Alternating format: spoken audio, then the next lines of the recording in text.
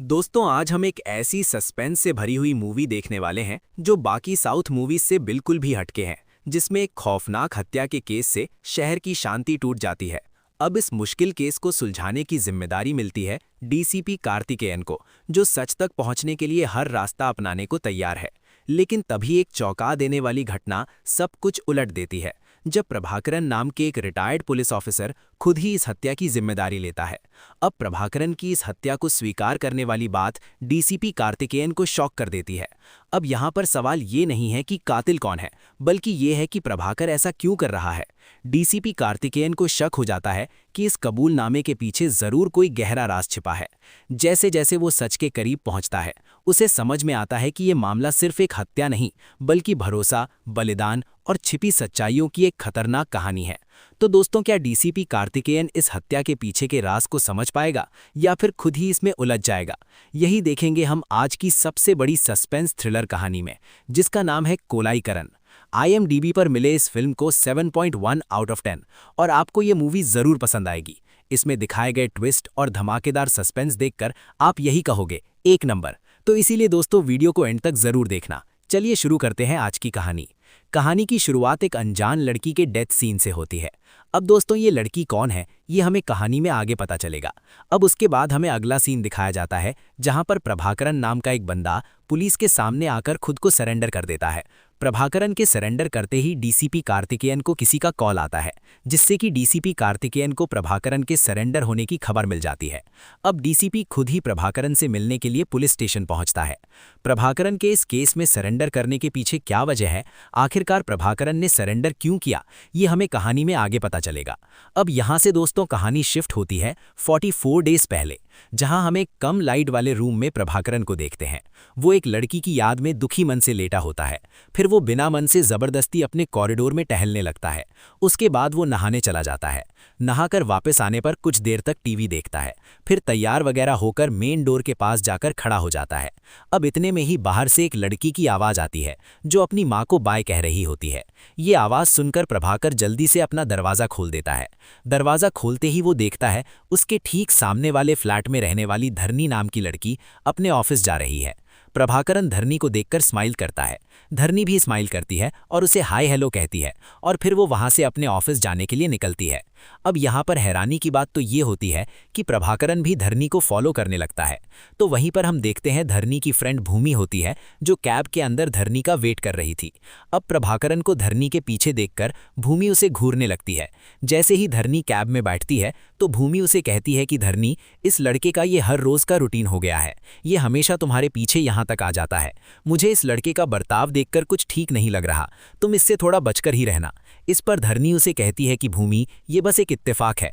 हमारे ऑफिस जाने की टाइमिंग सेम ही है, इसीलिए हम दोनों मिल जाते हैं, और हम दोनों एक ही फ्लोर पर रहते हैं, तो एक ही सीढ़ी से नीचे आएंगे ना, इसीलिए तुम इस बारे में ज्यादा मत सोचो।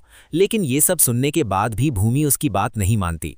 वो धरनी को सावधान करते हुए प्रभाकरन से दूर रहने के लिए कहती है। अब वहां से सीन शिफ्ट होता है प्रभाकरन के ऑफिस में। ये एक कॉरपोरेशन होता है और सभी लोग यहाँ पर काम कर रहे होते हैं। यहाँ पर हम प्रभाकरन के बॉस को देखते हैं। वो पूछता है कि प्रभाकरन अभी तक ऑफिस नहीं आया, तो वो एक लड़की से प्रभाकरन के बारे में पूछता है।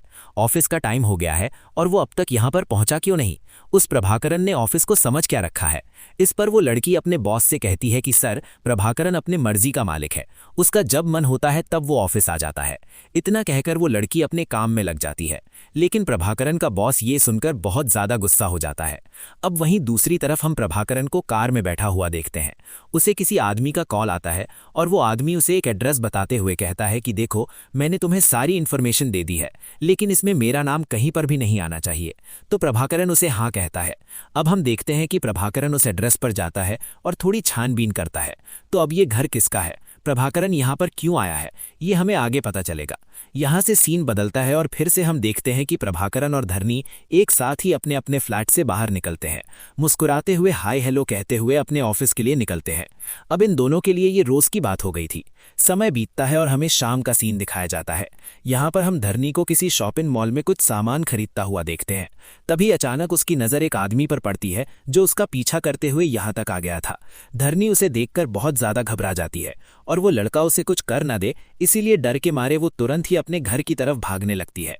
वो जल्दी से कदम बढ़ाकर अपने फ्लैट में पहुंचती है और अंदर आते ही जल्दी से दरवाज़ा लॉक कर देती है। अब इतना घबराया हुआ देखकर उसकी माँ उससे पूछती है कि क्या हुआ बेटी, तुम ऐसे भागते हुए यहाँ पर क्यों आ गई। तभी धरनी बताती है कि माँ, एक आदमी मेरा पीछा करते करते यहाँ तक आ गया है। धरनी अपनी माँ से ये सब कुछ बता रही होती है कि तभी अचानक उनके दरवाजे पर बेल बजती है। उनका दरवाज़ा कोई खटखटाने लगता है और आवाज़ सुनकर धरनी और भी घबरा जाती है। अब धरनी की माँ दरवाजे के पास जाकर घबराते हुए पूछती है कि कौन है। इस पर बाहर खड़ा आदमी बताता है कि मैं एक डिलीवरी बॉय हूँ। तब जाकर धरनी की माँ दरवाज़ा हल्के से खोलती है। अब उनके फ्लैट का दरवाज़ा खुलने की आवाज़ सुनकर सामने वाले फ्लैट में बैठा हुआ प्रभाकरन चौंक जाता है और ये सीन यहीं पर कट हो जाता है। उसके बाद हमें चेन्नई शहर के एक बाहर वाले एरिया को दिखाया जाता है। हम देखते हैं यहाँ पर पुलिस को एक जली हुई डेड बॉडी मिलती है। डीसीपी कार्तिकेयन और उसकी टीम तुरंत ही इन्वेस्टिगेशन के लिए वहां पर पहुंचती है। अब ये बॉडी इतनी बुरी तरीके से जल गई थी कि उस लाश की पहचान कर पाना बहुत ही मुश्किल था। तभी डीसीपी को उस बर्ड के कपड़ों पर लगा टेलर का टैग दिखाई देता है और उस टैग पर हैदराबाद का एक एड्रेस लिखा होता है। अब डीसीपी कार्तिकेयन वहां से जाने से पहले अपने पुलिस इंस्पेक्टर को वहां के आसपास के होटल में पूछताछ करने के लिए कहता है। ठीक है, कोई ऐसा आदमी है जिसने हैदराबाद से आकर यहाँ के होटल में चेक इन किया हो लेकिन अभी तक चेकआउट नहीं किया हो। उसके बाद सीन फिर से धरनी और प्रभाकरन के अपार्टमेंट की तरफ शिफ्ट होता है। हम देखते हैं कि प्रभाकरन धरनी की माँ से फोन पर बात कर रहा होता है कि आप दोनों ठीक तो हो ना, कोई दिक्कत तो नहीं है ना। इस पर धरनी की माँ कहती है कि बेटा धरनी इस हादसे से बहुत ज्यादा डरी हुई है। ये सुनकर प्रभाकरन धरनी से बात करता है, उसका हौसला बढ़ाता है। वो धरनी से कहता है कि धरनी तुम बिल्कुल डरो मत, बस तुम किसी को कुछ मत बताना। अब धरनी थोड़ा शांत हो जाती है और प्रभाकरन को थैंक यू कहती है। उसके बाद हमें फॉरेंसिक लैब का सीन दिखाया जाता है जहां पर उस जली हुई डेड बॉडी को लाया गया था ताकि उसका पोस्टमार्टम किया जा सके। तो चेक करने के बाद डॉक्टर डीसीपी को बताता है कि इस लाश को पहले पतली वायर से गला घोटकर मार दिया गया है और फिर इसका चेहरा बुरी तरीके से कुचल दिया गया है ताकि बॉडी की पहचान ना हो सके। और ये सब होने के बाद सारे सबूत मिटाने के लिए बॉडी को पूरी तरीके से जला दिया गया। ये घटना 6 फरवरी को रात के 8 से 9 बजे के बीच में हुआ है। अब ये सारी बातें जानने के बाद डीसीपी कार्तिकेयन उस डॉक्टर से एक आखिरी सवाल पूछता है, डॉक्टर क्या ये पॉसिबल है कि ये मर्डर अनजाने में किया गया हो। जिस पर डॉक्टर हंसते हुए कहता है कि सर, ये मर्डर पूरे एक्यूरेसी के साथ किया गया है। ये घटना अनजाने में की हुई कभी नहीं हो सकती। अब डीसीपी और डॉक्टर बात कर ही रहे होते हैं कि तभी एक कांस्टेबल वहां पर आता है। वो डीसीपी को बाहर बुलाता है और डीसीपी के बाहर आने के बाद कांस्टेबल उसे बताता है कि बहुत ज्यादा छानबीन करने के बाद उन्हें पता चला है कि उस क्राइम सीन वाले एरिया के आसपास के होटल में एक हैदराबाद के आदमी ने चेक इन किया था, लेकिन उसके बाद अभी तक उसने चेकआउट नहीं किया है। तो ये बात सुनते ही कार्तिकेयन अपनी टीम के साथ तुरंत ही उस होटल में पहुंच जाता है। फिर यहाँ से सीन शिफ्ट होता है और हम एक कार के अंदर प्रभाकरन और धरनी को देखते हैं। धरनी प्रभाकरन से पूछती है कि हम कहाँ जा रहे हैं। इस पर प्रभाकरन कहता है कि मैं तुम्हें एक सरप्राइज देने वाला हूँ। धरनी तुरंत उसे कहती है कि देखो, मुझे सरप्राइज बिल्कुल भी पसंद नहीं है, तुम जल्दी से बताओ हम कहाँ जा रहे हैं। अब इतने में ही प्रभाकरन देखता है कि उसके बगल वाली सीट पर अभी अभी कुछ मिनट पहले धरनी बैठी हुई थी, लेकिन अगले ही पल वहां पर कोई नहीं होता। दरअसल दोस्तों, धरनी वहां पर बैठी है ऐसा प्रभाकरन बस सोच रहा था, ये उसका वहम था। उसके बाद हम डीसीपी कार्तिकेयन को देखते हैं जो उस होटल में जाता है और वहां पर जाकर पूछताछ करता है। यहां पर उसे पता चलता है कि उस होटल के कैमरा वर्क ही नहीं कर रहे। इसके लिए वो होटल स्टाफ पर बहुत गुस्सा होता है, उन्हें डांट फटकारता है कि तुम लोग इतने लापरवाह कैसे हो सकते हो। उसके बाद वो उस कमरे की तलाशी लेने के लिए आगे बढ़ता है। यहाँ कमरे में फॉरेंसिक टीम तुरंत ही सबूत इकट्ठा करने में लग जाती है।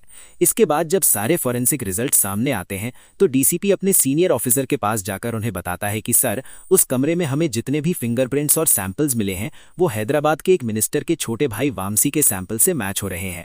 फिर आगे डीसीपी कार्तिकेयन बताता है कि सर, ये वामसी एक बहुत बड़ा स्टॉकर है। हैदराबाद में इस बड़े भाई के मिनिस्टर के घर पर धरनी नाम की लड़की के पिता काम किया करते थे। उनकी डेथ के बाद ये वामसी इस धरनी को परेशान करने लगा, तो इस वामसी से तंग आकर धरनी और उसकी मां ने हैदराबाद छोड़कर 2 साल पहले वो चेन्नई में आकर बस गए।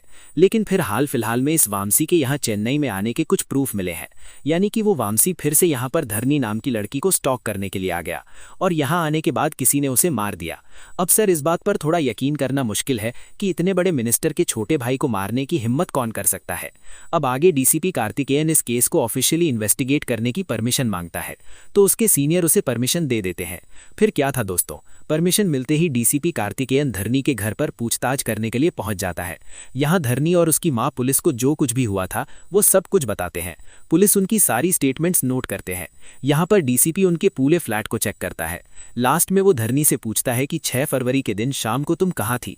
अब ये बात सुनकर धरनी कहती है कि रोज की तरह मैं ऑफिस गई थी, ऑफिस से वापस आ रही थी तो उस दिन मुझे लेट होने की वजह से मेरी फ्रेंड लता ने मुझे यहाँ घर पर ड्रॉप किया था। अब ये सब कुछ सुनने के बाद डीसीपी उन्हें बताता है कि वामसी का किसी ने मर्डर कर दिया है, और ये खबर सुनते ही वो दोनों माँ बेटी बहुत ज्यादा हैरान हो जाती हैं। फिर डीसीपी वहां से जाने लगता है, लेकिन जाते जाते धरनी के ठीक सामने वाला फ्लैट जो कि प्रभाकरन का होता है उसके दरवाजे पर दस्तक देता है। प्रभाकरन दरवाजा ओपन करता है तो डीसीपी उससे पूछता है कि 6 फरवरी की शाम को यहाँ पर कोई आवाज आई थी, जिस पर प्रभाकरन सीधा मना करके वहां से चला जाता है। उसके अगले सीन में हम डीसीपी को उस रिटायर्ड पुलिस ऑफिसर के साथ देखते हैं।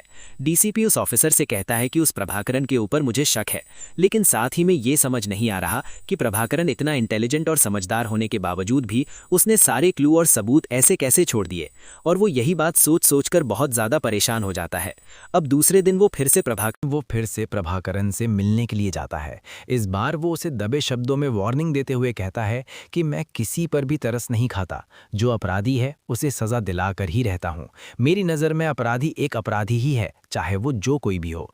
तो इस पर प्रभाकरन हाँ कहता है और वहां से चला जाता है। अब दोस्तों, प्रभाकरन समझ चुका था कि डीसीपी कार्तिकेयन धरनी और उसकी मां को बार बार परेशान करेगा जब तक ये केस सॉल्व नहीं हो जाता। इसीलिए वो खुद ही पुलिस स्टेशन जाकर सरेंडर कर देता है। और यहाँ से दोस्तों स्टोरी आती है प्रेजेंट में, यानी कि अब तक हमें 44 डेज पहले क्या हुआ था वो दिखाया गया था।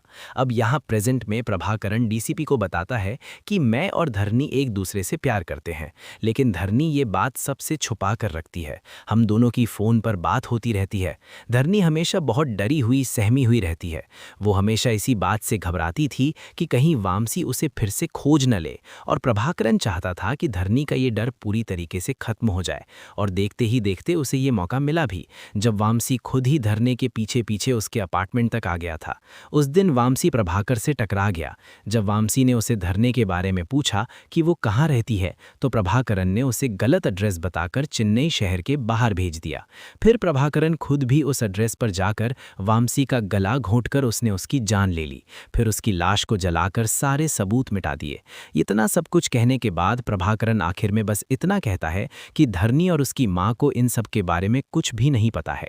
इसलिए वो यहाँ पर डीसीपी से रिक्वेस्ट करता है कि उन दोनों को परेशान ना करें, ये मेरी आपसे रिक्वेस्ट है।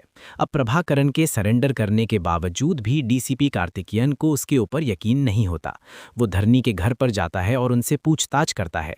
वो कहता है कि प्रभाकरन ने उसे बताया है कि धरनी और प्रभाकरन एक दूसरे से प्यार करते हैं। ये बात सुनकर धरनी कहती है कि नहीं नहीं, ऐसा कुछ भी नहीं है। वो कहती है कि हम दोनों के बीच वैसा कुछ भी नहीं है, सब कुछ नॉर्मल है। जब मैं उसे अपने सामने देखती हूँ तब एक कैजुअल स्माइल पास करती हूँ, जैसे कि और भी लोगों के साथ स्माइल करती हूँ वैसे ही। यहाँ पर हम दोनों के बीच में प्यार का कोई चक्कर नहीं है। और रही बात कॉल की, तो कॉल ज़रूर आता है, लेकिन दूसरी तरफ से कोई भी बात नहीं करता। अब ये सब कुछ सुनकर डीसीपी वहाँ से जाने लगता है। डीसीपी कार्तिकेयन के बाहर निकलते ही वहाँ पर खड़ा कांस्टेबल कहता है कि सर, धरनी ने कहा कि वो प्रभाकरन से प्यार नहीं करती और उसे कोई कॉल नहीं आता। ये बात सुनकर डीसीपी उस कांस्टेबल से पूछता है कि ये सब कुछ तुम्हें कैसे पता चला, जबकि तुम अंदर आए भी नहीं थे। इस पर वो कांस्टेबल डीसीपी को प्रभाकर के रूम में ले जाता है। वहाँ पर एक पूरा वॉइस सिस्टम इंस्टॉल करके रखा गया था, जिससे प्रभाकरन धरनी के घर पर कही जाने वाली सारी बातें अपने रूम में आराम से सुन सकता था। अब ये सब कुछ देखकर डीसीपी तो बिल्कुल भी हैरान हो जाता है। उसे लगता है कि कहीं प्रभाकरन एक साइकोपैथ लवर तो नहीं। वो वहाँ से तुरंत ही पुलिस स्टेशन जाता है और एक साइकाइट्रिस्ट को बुलाता है, ताकि वो प्रभाकरन से बात करके सारी बातें समझ सके कि उसकी दिमागी हालत ठीक है या नहीं। अब यहाँ पर वो साइकाइट्रिस्ट आ जाता है और प्रभाकरन से बात करता है। प्रभाकरन उसे कहता है कि मैं धरनी से बहुत ज़्यादा प्यार करता हूँ। मैंने उसे वामसी की की वजह से बहुत डरते हुए देखा है और धरनी के इस डर को खत्म करने के लिए वामसी को मार डालना बहुत ही ज़रूरी था, इसलिए मैंने उसे खत्म कर दिया। अब ये सुनने के बाद साइकाइट्रिस्ट पुलिस वालों को बताता है कि प्रभाकरण की ये सोच तो बहुत ही डिस्ट्रक्टिव है। ये सब सुनने के बाद डीसीपी कार्तिकेयन फिर से उस रिटायर्ड पुलिस ऑफिसर के पास जाता है। वो ऑफिसर सब कुछ देखकर कहता है कि ये केस तो क्लियर हो गया है। प्रभाकरण ने तो अपने पागलपन में आकर ये मर्डर कर दिया और फिर उसने खुद से आकर सरेंडर भी कर दिया है। लेकिन उस ऑफिसर की बात सुनकर डीसीपी का मन नहीं मानता। उसका मानना ये होता है कि ये खून प्रभाकरण ने ही किया है। अब उसे याद आता है कि जब वो धरनी के घर पर गया था तो वहां पर एक लैंप टूटा हुआ था और एक पेंटिंग पर स्क्रैचेस भी आए थे। अब यहाँ पर डीसीपी कार्तिकेयन समझ जाता है कि उस दिन उनके घर में हाथापाई जरूर हुई थी। फिर वो अपने सीनियर ऑफिसर को एक कहानी बताने लगता है। वो वामसी धरनी के घर के अंदर धोखे से घुस गया, फिर धरनी से उसकी हाथापाई हुई जिसमें धरनी के घर की लैंप टेबल टूट गई और इसी हाथापाई में जब धरनी अपने बचाव के लिए हाथ पैर चलाने लगी तो उसी वक्त पेंटिंग पर उसके नेल्स के स्क्रैचेस आ गए। फिर अपने बेटी को बचाने के लिए उसकी मां ने वामसी के सर पर लैंप दे मारा और यही मौका देखकर धरनी ने लैंप की वायर खींच दी जो कि वामसी के गले में फंस गई थी और उसके दूसरी तरफ से उसकी मां ने भी वो वायर खींच दिया जिससे कि गला घोटने की वजह से वामसी की वहीं पर मौत हो गई। अब इनके घर में चल रही हाथापाई की आवाज़ सुनकर प्रभाकरण वहां पर आ गया था और उसने रूम के अंदर उस आदमी के 2 पैर देख लिए थे। अब वो माँ बेटी उसे घर के अंदर लेती है और सारी बात समझाती है तो यहाँ पर प्रभाकरण उनकी मदद करने के लिए तैयार हो जाता है, यानी कि इस तरह से इस हत्या को अंजाम दिया गया होगा। अब ये कहानी सुनने के बाद वो सीनियर ऑफिसर कहता है कि देखो ये सब तुम्हारे दिमाग की थ्योरी है, भला तुम इसे प्रूफ कैसे करोगे। जहाँ पर लाश को जलते हुए देखा गया था वो धरने के घर से 2 घंटे दूर है और ये मर्डर हुआ था 8 से 9 बजे के बीच और लाश जले हुए देखी गई 9 साढ़े 9 बजे तक। तो इतनी जल्दी वो तीनों वहां पर कैसे पहुंचे। अभी सारी बातें सुनकर डीसीपी कार्तिकेयन का दिमाग घूम जाता है। वो वापस पुलिस स्टेशन जाता है और एक कांस्टेबल को 6 फरवरी और उससे 1 हफ्ते तक सारे न्यूज़पेपर को मंगवाता है ताकि अगर उसमें कोई डेथ न्यूज़ हो जो उसके नज़रों से बच गई हो तो यहाँ पर और भी किसी की डेथ हुई थी या नहीं ये पता चल जाएगा। फिर वो दूसरे दिन वापस से उस रिटायर्ड पुलिस ऑफिसर के पास जाता है। वहाँ जाकर डीसीपी कहता है कि सर प्रभाकरण ने ही मर्डर किया है, इसका मतलब ये नहीं है कि उन दोनों माँ बेटे ने मर्डर नहीं किया है। अब ये बात सुनकर वो ऑफिसर कंफ्यूज हो जाता है।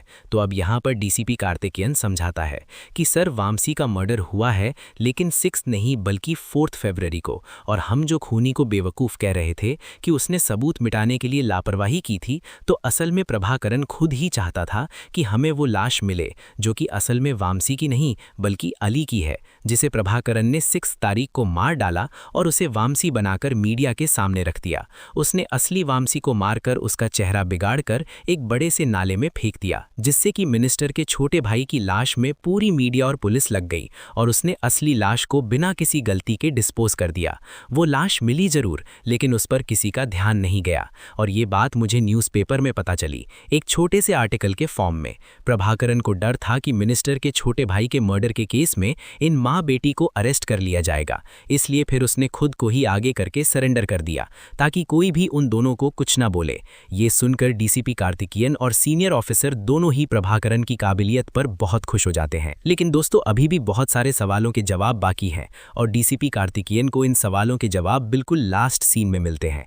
अब अगले सीन में हम देखते हैं प्रभाकरण को जेल लेकर जाया जाता है। उस टाइम प्रभाकरण एक फ्लैशबैक सोचने लगता है। उसने सरेंडर करने से पहले एक बार धरनी से मिलकर सारी बात बता दी थी।